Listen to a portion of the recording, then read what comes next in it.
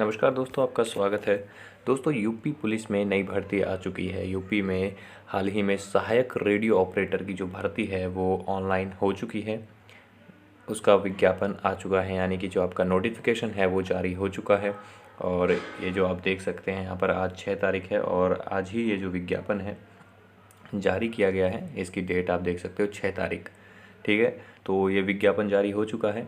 आज हम इस वीडियो में इस पर जो है डिटेल में चर्चा करने वाले हैं, तो चलिए शुरू करते हैं। दोस्तों, सबसे पहले इसकी जो इम्पोर्टेंट डेट्स हैं उनके बारे में जान लेते हैं। तो यहाँ पर आप देख सकते हैं जो इसकी इम्पोर्टेंट डेट्स हैं।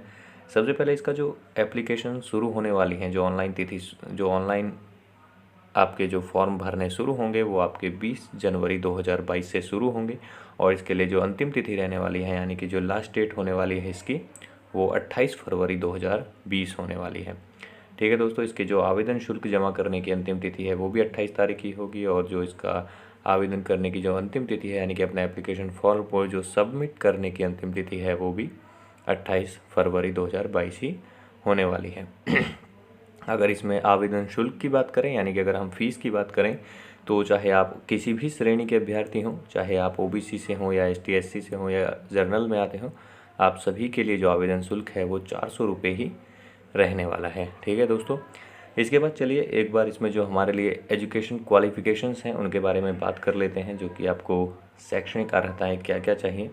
तो यहाँ पर देखिए दोस्तों, आपको जो है 12th क्लास यानी कि आपको इंटरमीडिएट चाहिए। और इसमें जो इम्पोर्टेंट बात है वो ये है कि आपको भौतिक तथा गणित दोनों जो हैं ये विषय आपके पास होने चाहिए 12th क्लास में। ठीक है, इंटरमीडिएट में आपके पास भौतिक तथा गणित ये दोनों विषय आपके पास होने चाहिए। ठीक है, तभी आप इसके लिए एलिजिबल होंगे।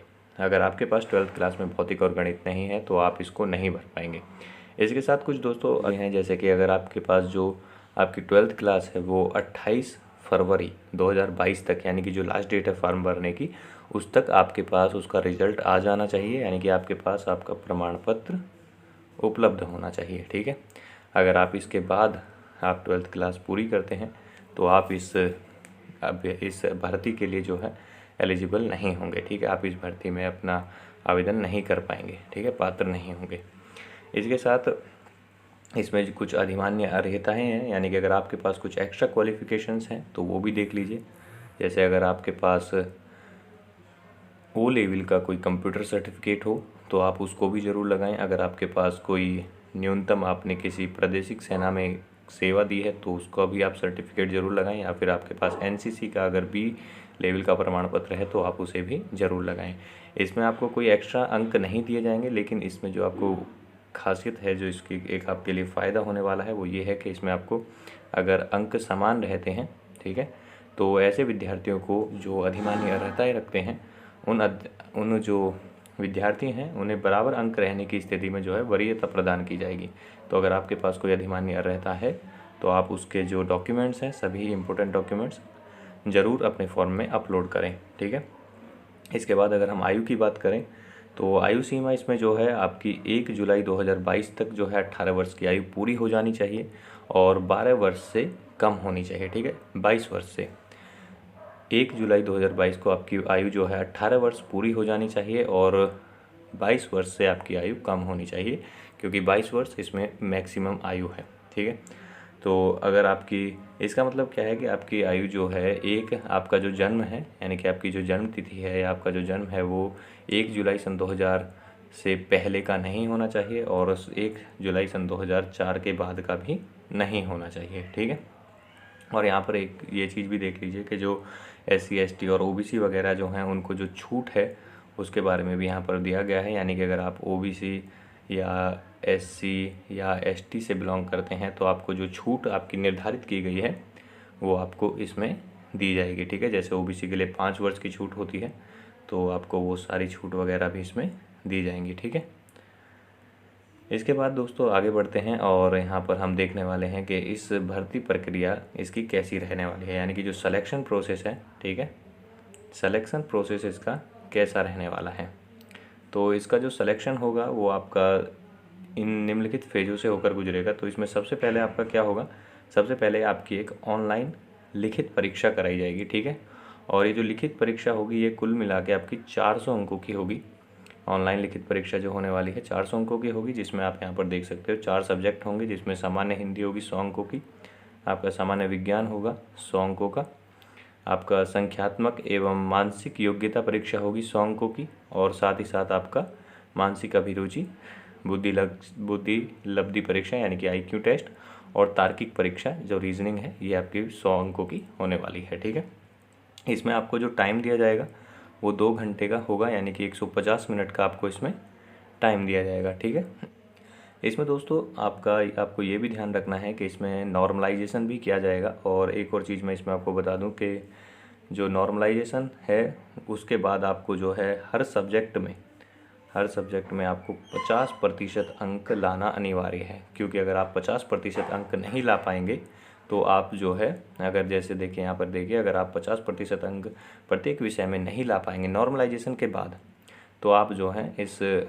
भर्ती के लिए योग्य नहीं होंगे। यानी कि अगर आप हर सब्जेक्ट में 50% आपके नहीं आते हैं, यानी कि 50 अंक नहीं आते हैं आपके, तो चाहे आपके कितने भी नंबर आ जाएं, यानी कि अगर आपके 350 भी नंबर आते हैं, लेकिन अगर आपके अंक जो है किसी एक में आप फेल हो जाते हो तो आप बिल्कुल फेल हो जाओगे। ठीक है, तो आपको हर विषय में 50 अंक तो लेके आने ही आने हैं, यानी कि 200 अंक तो आपको मिनिमम करने हैं, और वो भी हर विषय में 50 अंकों के साथ। ठीक है, तो इस बात का बहुत ही इम्पोर्टेंट ध्यान रखिएगा, इसको नोट कर लीजिएगा इस बात को कि आपको सारे सब्जेक्ट में 50 अंकों के साथ पास होना है, ज़रूर होना है। ठीक है, उसके बिना आप जो है फेल हो जाएंगे, चाहे आपके कितने भी नंबर क्यों ना आए, चाहे लिस्ट नीचे लगी हो और आपके नंबर ज़्यादा हो, लेकिन अगर आप किसी एक भी सब्जेक्ट में फ़ेल हो जाते हैं तो आपको पूरी तरह से फ़ेल कर दिया जाएगा। ठीक है, तो इस बात का यहाँ पर आपको बिल्कुल ध्यान रखना। अगर आगे बढ़े हम, तो इसमें हमारा यहाँ पर जो है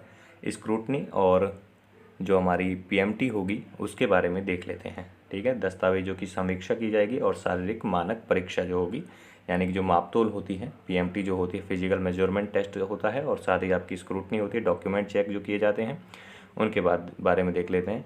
जब आप लिखित परीक्षा को पास कर लेंगे और आप लिस्ट में, जैसे जब लिस्ट लगेगी तो उसमें अगर आपका नंबर आ जाता है तो आपको जो है PMT और स्क्रूटनी के लिए बुलाया जाएगा। ठीक है, तो PMT के लिए जो है आप यहाँ पर देख सकते हैं जो पुरुष अभ्यर्थी हैं, ठीक है, पुरुष अभ्यर्थियों के लिए जो आपकी ऊंचाई है, यानी कि जो आपकी हाइट है 168 सेंटीमीटर होनी चाहिए। आप OBC से हैं तो भी, आप अन्य पिछड़ा वर्ग से हैं या अनुसूचित जातियों से हैं तो भी आपके लिए न्यूनतम जो है 168 सेंटीमीटर आपकी हाइट होनी चाहिए। ठीक है, और जो आपकी अनुसूचित जनजाति से अगर आप बिलोंग करते हैं, यानी कि अगर आप ST हैं, ST से बिलोंग करते हैं, तो आपके लिए न्यूनतम जो हाइट है वो 160 सेंटीमीटर होनी चाहिए। ठीक है, इसके बाद यहाँ पर हम आपके चेस्ट की बात करें, अगर सीने की अगर बात करें, तो अगर आप सामान्य या अन्य पिछड़ा वर्ग या आप SC में आते हैं, ठीक है, अनुसूचित जाति में आते हैं, तो आपके लिए जो सीना है न्यूनतम आपका बिना फुलाई 79 सेंटीमीटर का होना चाहिए बिना फुलाई, और कम से कम 84 सेंटीमीटर फुलाने पर। और अनुसूचित जनजातियों के अभ्यर्थियों के लिए जो है 77 होना चाहिए, यानी कि अगर आप ST हैं तो आपका मिनिमम जो सीना है बिना फुलाई वो आपका 77 सेंटीमीटर होना चाहिए, और फुलाने पर 82 सेंटीमीटर होना चाहिए, यानी कि मिनिमम जो फुलाव है वो 5 सेंटीमीटर का आपका आना ही चाहिए। इसके बाद दोस्तों आगे बढ़ते हैं, अब कुछ जो महिला कैंडिडेट हैं उनके बारे में बात कर लेते हैं। तो जो महिला कैंडिडेट हैं उनके लिए मानक परीक्षा इस प्रकार होगा, जो आप सामान्य से आते हैं या OBC से आते हैं या अनुसूचित जाति SC से आते हैं, तो आपकी जो मिनिमम हाइट है वो 152 होनी चाहिए। ठीक है, लेकिन अगर आप ST से आते हैं, ST की महिला हैं अगर आप, तो आपके लिए 147 जो है आपकी मिनिमम हाइट होनी चाहिए। और यहाँ पर महिलाओं के लिए वज़न जो है वो आपका मिनिमम जो है वज़न 40 kg तो होना ही चाहिए। ठीक है, साथ ही दोस्तों आपके सारे जो हैं, जो आपके जितने भी ओरिजिनल डॉक्यूमेंट्स हैं वो यहाँ पर आपके चेक किए जाएंगे, और जब आप सारे इनको क्लियर कर देते हैं, अगर आप मतलब आप स्क्रूटनी में पास हो जाते हैं और आप PMT में भी पास हो जाते हैं, तो आपको जो है शारीरिक दक्षता परीक्षा यानी कि PST के लिए बुलाया जाएगा। ठीक दोस्तों, अब जो है शारीरिक दक्षता परीक्षा यानी कि जो आपका PST होने वाला है, PST जो फिजिकल आपका होने वाला है उसकी बात कर लेते हैं। तो जो पुरुष जो कैंडिडेट्स हैं उनके लिए 4800 मीटर की दौड़ होगी, जो उन्हें 28 मिनट के अंदर पूरी करनी होगी, और साथ ही जो महिला कैंडिडेट हैं उनके लिए आपकी 2.5 किलोमीटर 2400 मीटर की दौड़ होने वाली है, जो कि 16 मिनट में पूरी करनी होगी। ठीक है, तो 16 मिनट के अंदर आपको ये दौड़ पूरी करनी है महिला कैंडिडेट्स के लिए। इससे अलग दोस्तों आपका जो जब आप फिजिकल को भी पास कर लेंगे तो आपकी जो है अंतिम सूची जारी की जाएगी। जो अंतिम सूची में अगर आप इन सभी चीज़ों में शारीरिक दक्षता परीक्षा में भी सफल पाए जाते हैं तो आपको इस सूची में शामिल किया जाएगा आपके अंकों के आधार पर। ठीक है, काम आने वाली है कि यदि 2 या 2 से अधिक अभ्यर्थी समान अंक प्राप्त करते हैं तो उनकी श्रेष्ठता का जो विनिश्चय किया जाएगा वो सबसे पहले आपको अधिमान्य अर्हताओं के आधार पर जो है वरीयता दी जाएगी। ठीक है, लेकिन 1 से अधिक आपके पास अधिमान्य अर्हताएँ हैं तो भी आपको केवल एक ही अधिमान्य अर्हता का लाभ दिया जाएगा। इससे अलग अगर आपके पास ये अर्हताएँ भी दोनों के पास होती हैं कैंडिडेट्स के पास, तो जिसके जो अंक समान है तो अधिक आयु वाले कैंडिडेट को जो है अधिक आयु वाला जो कैंडिडेट होगा उसको वरीयता दी जाएगी, यहाँ पर आप देख सकते हो।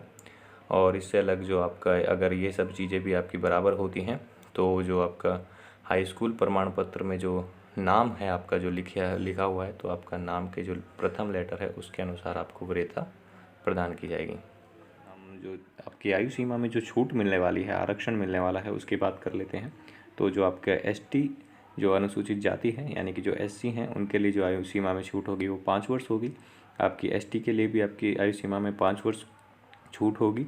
और जो आपका अन्य पिछड़ा वर्ग है ओबीसी है उनके लिए भी 5 वर्ष की आपको छूट मिलने वाली है। दोस्तों इस वीडियो में बस इतना ही। अगर वीडियो अच्छा लगा हो तो आप इसे लाइक ज़रूर कर दीजिएगा और हमारे इस चैनल को सब्सक्राइब कर लीजिएगा। होंगी ठीक है दोस्तों, नमस्कार, जय हिंद, जय भारत।